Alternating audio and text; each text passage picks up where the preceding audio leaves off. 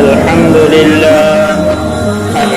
لله نحمده ونستعينه ونستغفره ونؤمن به ونتوكل عليه ونعوذ بالله من شرور أنفسنا ومن سيئات أعمالنا من يهده الله فلا مضل له ومن يضلله فلا هادي له ونشهد أن لا إله إلا الله وحده لا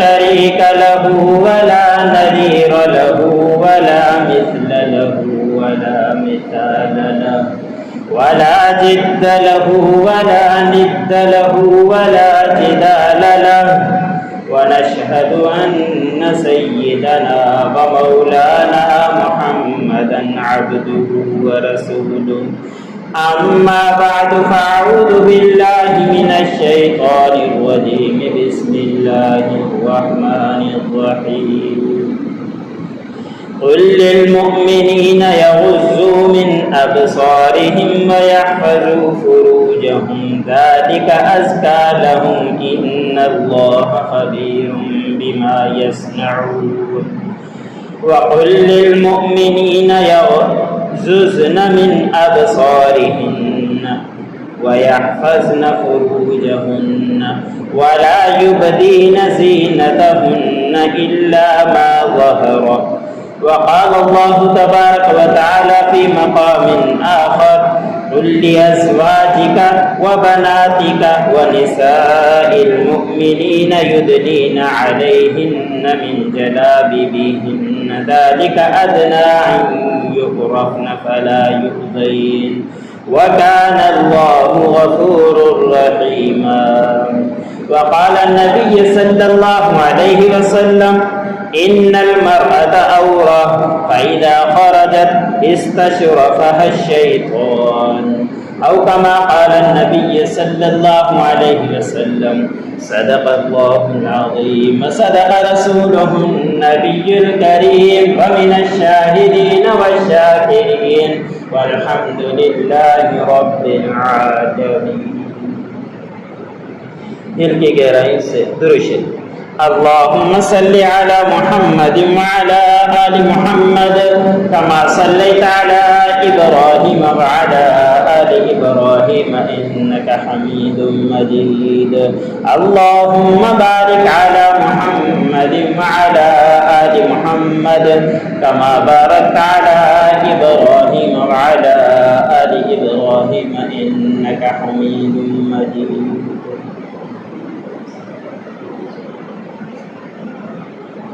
मेरे वाजिबुल इकराम सद एहतराम अज़ीज़ान गिरामी और मुसलमान भाई,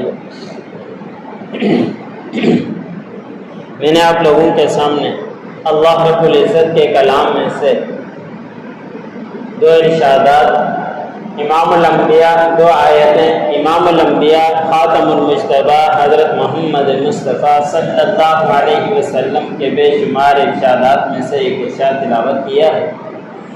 अल्लाह रब्बुल इज़्ज़त की बारगाह में दुआ है कि अल्लाह मुझे हक़ और सच तौर पर कहने और उसके बाद मुझ समेत तमाम सुनने वाले मुसलमानों को उस पर अमल करने की तौफ़ीक़ अता फरमाए।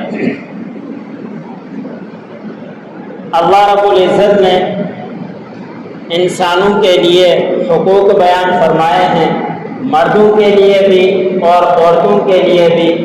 ज़माना जाहिलियत में औरतों का कोई निज़ाम नहीं था। ज़माना जाहिलियत में औरतों को कुछ नहीं समझा जाता था। इमामुल अंबिया ताजदार मदीना हज़रत मोहम्मद मुस्तफ़ा सल्लल्लाहु अलैहि वसल्लम जब नबूवत से नवाजा गया तो नबी करीम सल्लल्लाहु अलैहि वसल्लम ने जो औरतों को मकाम दिया उससे पहले औरतों को कोई मकाम हासिल नहीं था। आप सल्लल्लाहु अलैहि वसल्लम ने आकर औरतों के हुकूक बयान फरमाए। इससे पहले औरतों को दरगोर زمین کے اندر ڈال دیا جاتا تھا، کوئی عورتوں کا نظام نہیں تھا۔ اگر والد کا انتقال ہو جائے تو بیٹا سوتیلی ماں سے نکاح کر لیا کرتا تھا، اور ایک ہی گھر کے اندر کئی عورتیں رکھی جاتی تھی، نہ کوئی نکاح کا نظام تھا، نہ کوئی طلاق کا نظام تھا، کوئی نظام عورتوں کے اندر نہیں تھا۔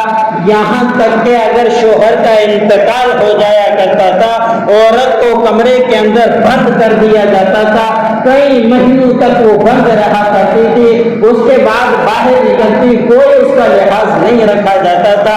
آپ صلی اللہ علیہ وسلم نے آ کر عورتوں کے حقوق بیان کیے، جتنے حقوق عورتوں کے اسلام نے بیان فرمائے ہیں کسی اور نے عورتوں کے حقوق نہیں بیان فرمائے۔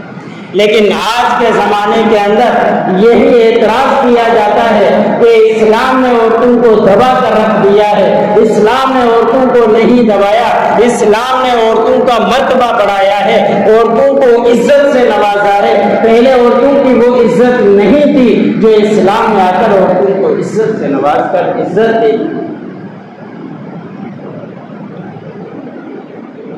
عورت کہا جاتا ہے، ترجمہ ہے اپنی لفظ سے پردہ، کہ عورت کو سطر کے اندر رکھا جائے، عورت کو پردے کے اندر رکھا جائے۔ یہ نہیں کہ بازار کے اندر جا کے نچایا جائے، یہ نہیں کہ بازاروں کے اندر بے پردگاہ عورتوں کو گھمایا جائے۔ عورت کا نام ہی سطر ہے، عورت کا نام ہی پردہ ہے کہ وہ پردے کے اندر۔ اگر آج کے دور کے اندر کوئی مولوی یہ بات کرتا، کوئی مفتی یہ بات کرتا تو اس کے اوپر تو اعتراض کر سکتے تھے، لیکن اللہ رب العزت نے قرآن پاک کے اندر آیت فرما دی، اللہ رب العزت نے امام الانبیاء کی طرف آیت نازل اتاری اور امام الانبیاء سے فرمایا قل للمؤمنین، کہ کہہ دیجئے مومن مردوں کو، مومن عورتوں کو کہ اپنی نظروں کو جھکا کر، اپنی نظروں کو دبا کر رکھ۔ ایسے ہی دوسرے مقام پر اللہ رب العزت نے فرمایا کہ نبی کریم صلی اللہ علیہ وسلم کو قل لازواجک، کہہ دیجئے اپنی بیویوں کو، وبناتک، اپنی بیٹیوں کو، ونساء المؤمنین، تمام عورتوں کو کہہ دیجئے۔ یہ میں نہیں کہتا، اللہ کا حکم کہتا ہے، قرآن پاک کے اندر کہتا ہے، امام الانبیاء تاجدار مدینہ کے توسط سے کہا جا رہا ہے کہ اپنی بیویوں کو، اپنی عورتوں کو اور پوری عورتوں کو، مومن عورتوں کو کہہ دیجئے کہ جب گھر سے باہر نکلے تو بڑا کپڑا ڈال کر گھر سے باہر۔ پردے کا حکم اللہ رب العزت نے قرآن پاک کے اندر، پردے کا حکم آپ صلی اللہ علیہ وسلم نے روایتوں کے اندر بیان فرمایا۔ لیکن آج اگر پردے کا کہا جائے تو دقیانوسی کہا جاتا ہے، اور معلوم نہیں کہ کن کن الفاظ کے ساتھ لقب دیا جاتا ہے۔ یاد رکھیں، مغرب میں جب بے پردگی ہوئی، مغرب کے اندر انہوں نے یہی کہا کہ عورتوں کو مردوں کے برابر کر دیا جائے۔ آج وہاں کوئی عورتوں کا نظام نہیں، نہ ان کی اولاد کا پتہ ہے کہ ان کی اولادیں کون سی ہیں، نہ وہ گھر کی رہی نہ گھر کی۔ عورت سطر ہے، عورت پردہ ہے، لیکن ہمارے مغرب کا نعرہ ہمارے دماغوں کے اندر، ذہنوں کے اندر ڈال دیا گیا ہے کہ عورت کے مرد کے برابر ہو سکتی ہے۔ اب عورتوں کو بازاروں کے اندر گھماؤ، عورتوں کو آفسوں کے اندر لے جاؤ، لیکن لے جانے کی اجازت تو ہے، کوئی ممانعت نہیں ہے۔ اللہ رب العزت نے قرآن پاک کے اندر فرمایا کہ نکلو، اپنی زینت کو ظاہر کرو، اپنے پردے کے اندر نکلو، کسی کے سامنے بغیر پردے کے سامنے نہ ہو۔ یہ نہیں کہ بالکل عورت کو دبا کر گھر کے اندر رکھ دیا جائے، یہ شریعت نہیں کہتی، نہ اللہ کا قرآن کہتا ہے، لیکن جائے گھر سے پردے کے اندر، پردے کے اندر اپنی ضروریات کے لیے جا سکتی ہے، مجبوری ہے اپنی نوکری بھی کر سکتی ہے، لیکن پردے کے اندر بغیر پردے کی اجازت۔ آج کل اگر پردے کا کہا جائے، اللہ ہماری حفاظت فرمائے کہ ہم یہ کہہ دیتے ہیں کہ دل صاف ہونے چاہیے۔ میرے بھائی اور دوستو، کیا ہمارے دور کے اندر، آپ صلی اللہ علیہ وسلم کے دور کے اندر، آپ صلی اللہ علیہ وسلم کی لاڈلی بیٹیاں، آپ صلی اللہ علیہ وسلم کے ازواج مطہرات کے دل صاف نہیں تھے؟ کیا اللہ رب العزت نے صرف ہمارے لیے حکم دیا ہے؟ اس وقت کی بیویوں کو اور اس وقت کے اللہ رب العزت लाडली बेटियों को कि हुक्म दिया जा रहा है कि पर्दे के अंदर रहो। लेकिन आज हमारे माशरे के अंदर ये एतराज है कि दिल साफ हो जो हो कहते रहो, और उसके बाद इंसाफ हो जाने के बाद आप लोगों को मालूम ही होगा कि जब औरत मर्द साथ बैठते हैं कुछ दिन के बाद क्या मामला हो जाते हैं। और आजकल तलाक का रुझान क्यों इजाफा होता जा रहा, औरतों का घर से बाहर निकलकर दूसरे मर्दों के साथ जाके अदालतों के अंदर निकाह करने के माशरे क्यों बढ़ते जा रहे हैं, यूनिवर्सिटियों से औरत और बच्चा क्यों घर से निकल कर भाग जाते। यही वजह है कि हमारे माशरे के अंदर पर्दे को खत्म किया जाए और औरत बनकर छनकर घर से बाहर निकलती। आप सल्लल्लाहु अलैहि वसल्लम ने फरमाया कि जब औरत घर से बेपर्दा निकलती है तो शैतान की नजरों के अंदर आती है, फिर शैतान उसको देखता है और मर्द उसको देखता है, और सबसे पहले गुनाह जो सीढ़ी है वो बदनजरी हुआ। पहले बदनजरी होगी, औरत मर्द औरत को देखेगा, औरत के बाद आस्ता आस्ता बातचीत हुआ करती है, बातचीत के बाद मामला आगे बढ़ते हैं। सबसे पहले नजर पड़ती है और नजर के बाद आगे मामला होते हैं। हम तो कह देते हैं कि दिल साफ हो, जिस तरह के भी चाहो करते रहो। मेरे भाई और दोस्तों, आप सल्लल्लाहु अलैहि वसल्लम की बीवियां हमसे हमारी औरतों से क्या ज्यादा पाक नहीं थी। हमारी आप सल्लल्लाहु अलैहि वसल्लम की लाडली बेटियां अम्मा फातिमा रज़ियल्लाहु ताला अन्हा जन्नतियों की औरतों की सरदार, क्या उनका दिल साफ नहीं। आप सल्लल्लाहु अलैहि वसल्लम घर के अंदर तशरीफ फरमा है, आप सल्लल्लाहु अलैहि वसल्लम की दो अज़वाज मुतहरात घर के अंदर है, आप सल्लल्लाहु अलैहि वसल्लम के पास नाबीना सहाबी अब्दुल्लाह बिन मक्तूम घर के अंदर दाखिल हुए। आप सल्लल्लाहु अलैहि वसल्लम ने अपनी बीवी को फरमाया कि पर्दा कर, और तुमने कहा लाडली अज़वाज मुतहरात अम्माओं ने कहा या रसूल अल्लाह, जो आ रहा है वो तो नाबीना है। आप सल्लल्लाहु अलैहि वसल्लम ने फरमाया कि तुम तो नाबीना तो नहीं हो, वो नाबीना है, तुम भी तो उसको देखोगे, इसलिए तुम पर्दे के अंदर चली। ये पर्दे का हुक्म कि नाबीने को भी देखने का आप सल्लल्लाहु अलैहि वसल्लम ने मना था। मेराज की रात जब आप सल्लल्लाहु अलैहि वसल्लम गए थे तो उस वक़्त कुछ नज़ारे अल्लाह रब्बुल इज़्ज़त ने इमामुल अंबिया को करवाए थे। उनमें से एक आप सल्लल्लाहु अलैहि वसल्लम ने फरमाया, मैंने कुछ औरतों को देखा कि बालों के बल लटकी हुई है जहन्नम के अंदर। आप सल्लल्लाहु अलैहि वसल्लम ने हज़रत जिब्राइल अलैहिस्सलाम से सवाल किया कि जिब्राइल, ये क्या मामला है, किस वजह से औरतों को ये सजाएं दी जा रही। हज़रत जिब्राइल अलैहिस्सलाम ने फरमाया, ये वो औरतें हैं जो घरों से निकला करती थी, बाल खुल लेकर के निकला करती थी, इस वजह से उनको ये सजाएं मिल रही। बेपर्दगी को हम दबाएंगे तो उसके बाद माशरा हमारा शुद्ध है। बेपर्दगी जितनी निकलती जाएगी तो उससे ज्यादा ही बिगाड़ होता ही चला जाएगा। क़यामत की दो निशानियां आप सल्लल्लाहु अलैहि वसल्लम ने बयान फरमाई, 15 निशानियां बयान फरमाई हैं, लेकिन उनमें से दो निशानियां एक ये है कि आप सल्लल्लाहु अलैहि वसल्लम ने फरमाया कि बेपर्दगी आम हो जाएगी और नाच गाने आम हो जाएंगे।